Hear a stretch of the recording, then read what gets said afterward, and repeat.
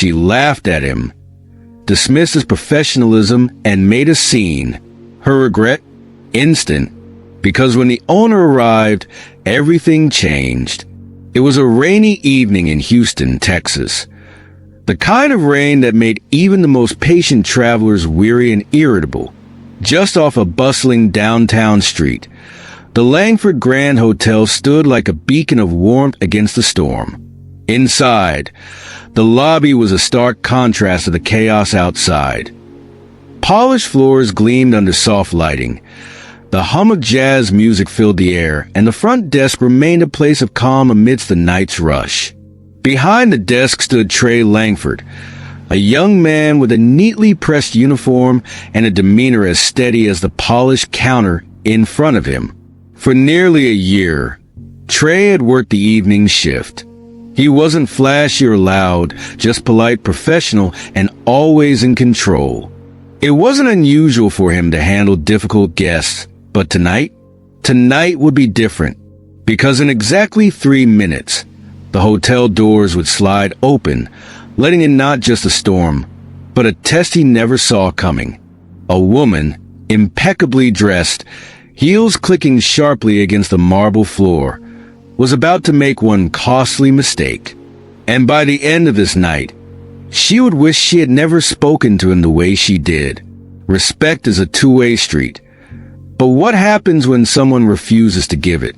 If you believe in standing your ground with grace, like and subscribe to see how this story unfolds.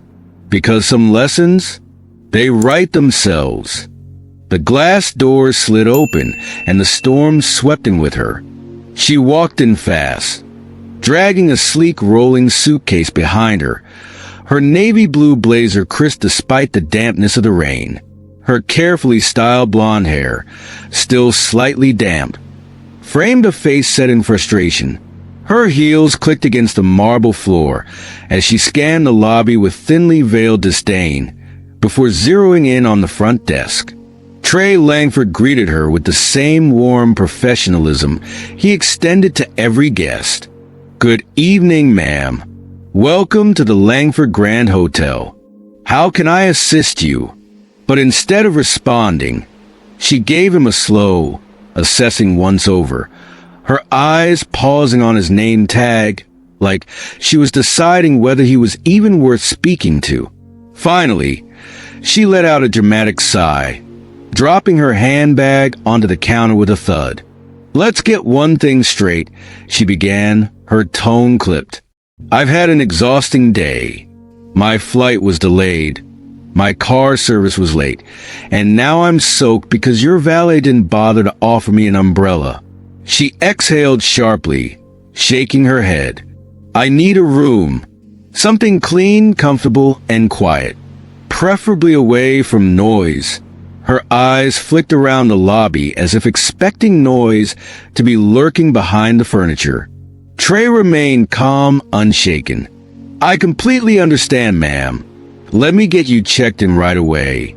Do you have a reservation?" Her face hardened instantly. "Do I look like I have a reservation?" she scoffed. "I didn't have time to call ahead. Isn't it your job to figure these things out?" Trey's fingers tightened slightly on the keyboard, but his smile never wavered. "Of course, ma'am. Let me check our availability for tonight." She let out a loud sigh, tapping her manicured nails against the counter in an agitated rhythm. "This is unbelievable," she muttered under her breath. "First I have to deal with incompetence at the airport, and now this—" Trey's fingers paused briefly before continuing. He was used to rude remarks, but something about the way she said "now this," as if he were the latest inconvenience in her day, made his stomach tighten. Still, his voice remained steady. "We do have a few rooms available. Would you prefer a king or a double bed?" She raised an eyebrow, looking almost offended by the question. "A king, obviously. And it better not be one of those cramped little rooms. I want something spacious. Do you even have suites in this place?" Trey nodded unfazed. "We do, ma'am. Let me check if one is available. But before he could finish, she waved a dismissive hand. "You know what? Just give me the best room you've got. And please don't mess this up." Her tone sharpened, and she glanced at him again, eyes narrowing slightly. "I don't have the energy to deal with," she trailed off, her lips pursing. Then, quietly, almost as if she were saying it under her breath, "Poor service." The words hung in the air like smoke. Trey didn't flinch, but he felt them land. He knew exactly what she meant, yet his expression didn't change. He simply continued typing, as though her remarks were nothing more than background noise. But inside, something told him this wasn't over. Trey finished typing, his fingers moving steadily over the keys, but he could feel her eyes on him, watching him like a hawk, waiting for him to slip up. She was the type who expected mistakes, who wanted confirmation that she was right to doubt him. And when she didn't get it, her nails tapped against the counter again, sharp, deliberate. "What's taking so long?" she snapped. "This shouldn't be difficult." Trey kept his voice calm. "I'm just confirming the details for your room, ma'am. It'll just take a moment." She let out a sharp scoff, shaking her head. "Well, maybe if you knew what you were doing, it wouldn't take so long." A beat of silence. Trey paused, then resumed typing. He had heard worse. But something about her tone, something about the way she had said, "people like you" earlier, he knew exactly what this was. Still, he refused to react. He wouldn't give her the satisfaction. Instead, he reached for the key card and held it out. "Here's your room key, ma'am. It's on the 11th floor. The elevators are just around the corner to your left." She snatched the key from his hand, and then something shifted. Her fingers had brushed against his. She immediately recoiled, pulling her hand back as if his touch had somehow burned her. Her face twisted in something he couldn't quite name. Then, under her breath, just loud enough for him to hear, she muttered, "Unbelievable." Trey's jaw tightened, but still, he didn't react. He had dealt with people like her before. She tilted her head, giving him one last long, scrutinizing look. Then, in a tone dripping with false politeness, "Actually, yes, there is something else." She crossed her arms. "Is there someone else I can speak to? Maybe a manager?" Trey blinked. He was momentarily caught off guard. "I'd be happy to help with any concerns you have, ma'am." She raised an eyebrow. "No offense," she said, her tone practically dripping with condescension, "but I'd rather deal with someone a little more experienced. You understand, right?" Her eyes flicked down at his uniform before returning to his face. "I'm sure you're trying your best, but let's be honest, this isn't exactly comforting." The meaning was crystal clear. Trey exhaled slowly, and then in the same steady, professional voice, "Of course, ma'am. I can certainly call the owner for you if you'd like to speak with him." She smirked, amused. "Yes, do that. Call the owner. Maybe he'll know how to handle this properly." Trey nodded. He reached for the phone, keeping his expression composed. Inside, though, he felt the weight of what was about to happen, because he wasn't just calling his boss. He was calling his brother, Cameron Langford, the man who had built this hotel from the ground up. And as the phone rang, the woman leaned against the counter, her smirk still firmly in place. She had no idea what was coming. Every moment of dignity is a battle won, but not everyone fights fair. Would you let ignorance define your worth? Let us know in the comments, and don't forget to like and subscribe, because this story isn't over yet. Trey's voice remained steady as he spoke into the phone. "Cam, I need you at the front desk. There's a guest who would like to speak with you." A short pause. Then Cameron's voice came through the receiver, firm and immediate. I'll be right there. Trey hung up and turned back to the woman, his expression still polite, his demeanor unchanged. The owner will be here shortly, ma'am. Feel free to take a seat while you wait. But she didn't move. Instead, she leaned against the counter, arms crossed, her smug smirk returning. Good. Maybe now we can get some proper service around here. Trey said nothing. He simply returned to organizing the front desk, keeping his hands busy, refusing to let her words sink in. But she wasn't done. Her nails tapped against the counter again, a rhythmic reminder of her impatience. Then, loud enough for him to hear, "I hope your boss is more competent than you are." Trey didn't flinch. He simply adjusted the pen holder on the desk and waited, because the moment she had been waiting for was about to arrive. A few moments later, footsteps echoed through the lobby. The woman straightened slightly, glancing toward the entrance. Then Cameron entered, tall, broad-shouldered, a presence impossible to ignore. His tailored suit was sharp, his movements measured, but it was his calm authority that filled the room. "Good evening," Cameron said, his deep voice carrying effortlessly through the space. His eyes flicked to Trey, a silent exchange passing between them before he turned his full attention to the woman. "I understand you'd like to speak with me. I'm Cameron Ross, the owner of this hotel. How can I assist you?" For the first time that evening, the woman hesitated, just for a second. Then, she quickly recovered, adjusting her blazer, forcing a tight smile. Yes. Thank you for coming." Her voice was suddenly lighter, her tone smoother. "I've had an interesting experience here tonight, and I wanted to bring it to your attention." Cameron nodded, his expression unreadable. "I'm listening." The woman cleared her throat. "Well," she began, her words dripping in polished politeness, "your receptionist here has been less than helpful." Cameron raised an eyebrow. "Less than helpful?" he echoed.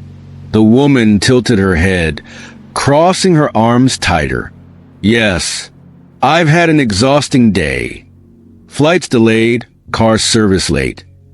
Then I arrive here and the check-in process was frustrating, to say the least." Cameron remained silent, his expression unreadable.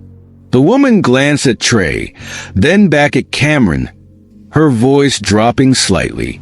"I just feel like I wasn't taken care of the way a guest should be." Cameron nodded slowly.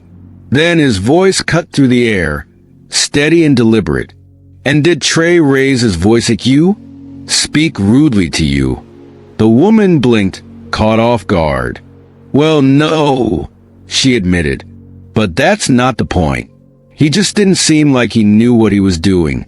Cameron's gaze sharpened. "I see." A slight pause. Then, his next words landed like a hammer. "Is your issue with his performance? Or with the fact that he's black?" The room fell dead silent. The woman's expression froze, her mouth parting slightly. A slow flush crept up her neck. The tension in the lobby was so thick it felt like the walls had closed in. She opened her mouth as if to protest. But Cameron wasn't done. "Because I personally trained Trey myself." His voice remained calm, but the weight behind it was undeniable. "And I can confidently say that he is one of the most professional and efficient employees I have ever had." A pause. "So, I find it hard to believe that your issue is with his ability." The woman fidgeted, gripping her handbag tightly. I think you're misunderstanding me." Cameron tilted his head slightly, studying her. "Am I?" The woman stammered, her polished facade beginning to crack. I was just frustrated, that's all. Maybe I was a little harsh, but I didn't mean anything by it." Cameron let the words hang in the air before responding. "Intent doesn't erase impact, ma'am." Her breath hitched. What matters is how you made Trey feel. And frankly, his gaze locked onto hers, unwavering. I will not tolerate anyone disrespecting my staff. The woman's face burned as she gripped her handbag even tighter. For the first time all evening, she looked genuinely ashamed. But Cameron wasn't finished, because this conversation was only just beginning. The woman's confidence had cracked, but Cameron wasn't letting her off the hook that easily. She adjusted her blazer, trying to regain her composure. I didn't mean to offend anyone. I was just expecting a certain level of service. Cameron's expression remained unreadable. And what level of service would that be exactly? The woman's throat bobbed as she swallowed.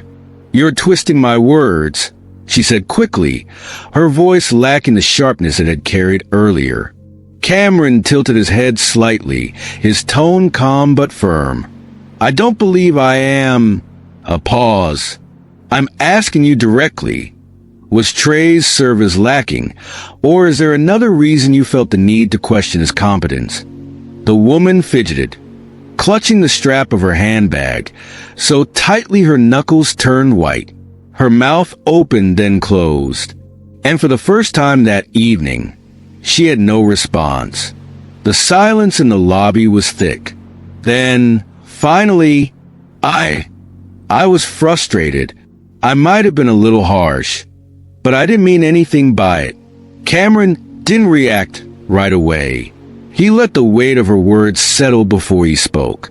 You may not have meant it, ma'am, but that doesn't change the fact that you dismissed Trey before he even had the chance to assist you.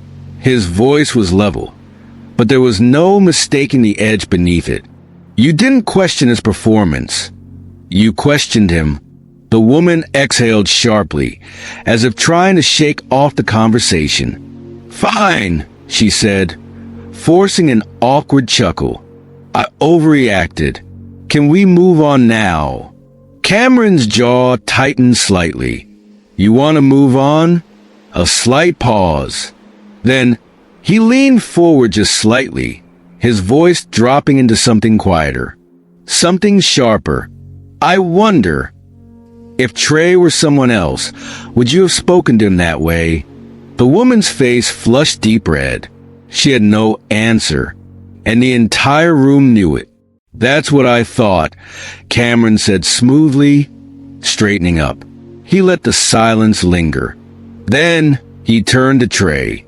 His voice softened, his expression warm. Trey, you handled the situation better than most would. Trey met his gaze, his back still straight. Cameron continued. You stayed professional, calm, and respectful, even when you weren't treated the same way. A beat. I'm proud of you. Trey gave a small nod. Thank you, Cam. Cameron turned back to the woman. His tone had lost its sharpness, but his authority remained unwavering. Your room has already been prepared. A pause. I trust you'll find it to your satisfaction. He gestured toward Trey. Trey will make sure everything is set for you, and if you need anything during your stay. His gaze was steady. Our staff is here to help, provided it's met with mutual respect. The woman's hands trembled as she took a deep breath. Finally, she nodded. Understood. Trey handed her the key card, his posture as composed as ever. Your suite is on the 11th floor, ma'am. The elevators are just around the corner to your left.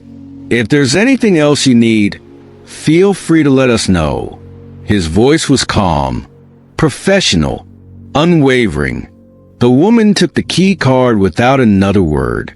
Then, without a glance back, she walked toward the elevators, her head low, her earlier bravado completely gone. As the doors closed behind her, the lobby fell into silence. But before you leave, consider this. Would you have spoken differently if Trey had looked different? The truth is, kindness costs nothing, but the absence of it, that can cost everything. So next time you interact with someone, pause. and choose respect. It's the least we owe each other.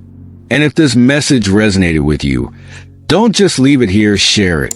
Because conversations like these, they're long overdue. The woman disappeared behind the closing elevator doors, but the weight of the encounter lingered in the air.